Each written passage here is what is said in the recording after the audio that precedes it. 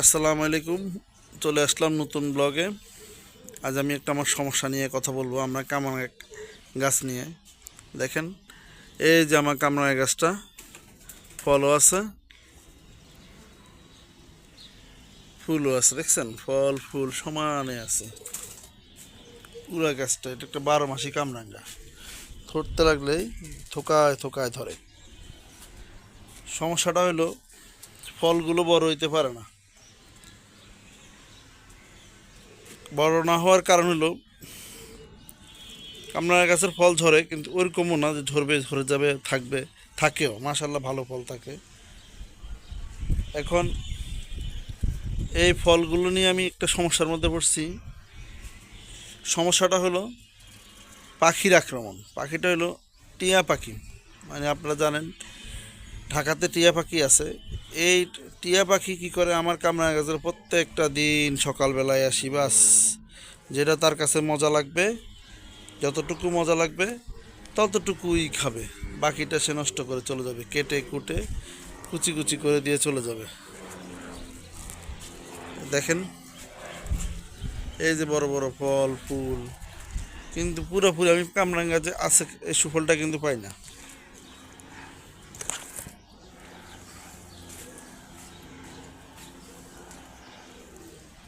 দেখছেন, প্রচুর কামরাঙা আছে।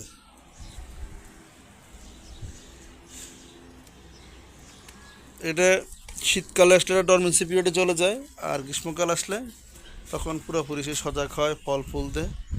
আমার কাছে ভালোই লাগে গাছের এরকম অবস্থা দেখতে, ভালোই লাগে। এখন আমি দেখাবো ফলগুলো টিয়া পাখি কীভাবে কাটে। দেখেন, এই যে দেখেন,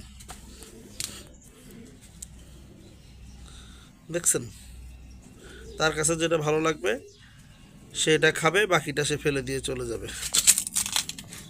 দেখেন দেখেন, এটা পুরোটাই খায় না, রেখে দিয়েছে, সে পুরোটাই খায় না।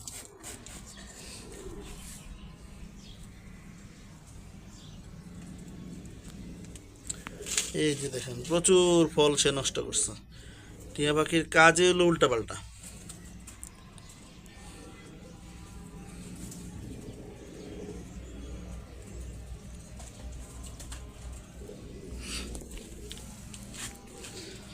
দেখেন, এই যে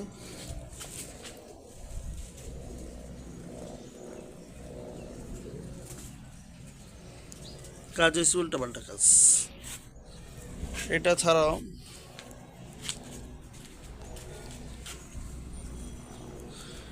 এই যে দেখেন, দেখছেন, খাইছে, নিচে ভিতরেরটা ভালো লাগছে, খাইছে, উপরেরটা ছিলে ফেলে চামড়াটা ফেলে দিয়ে ভিতরে শ্বাসটা, ফলের শ্বাসটা খাইছে, ওইটাই তার কাছে ভালো লাগছে। বাকিটা সে আর খাবে না।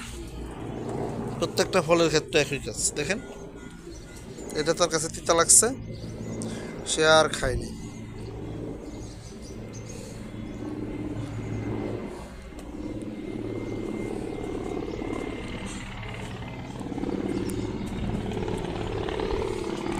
এটাই হলো সমস্যা। মাথার উপর দিয়ে হেলিকপ্টার চলে যাচ্ছে বিমান বাহিনীর।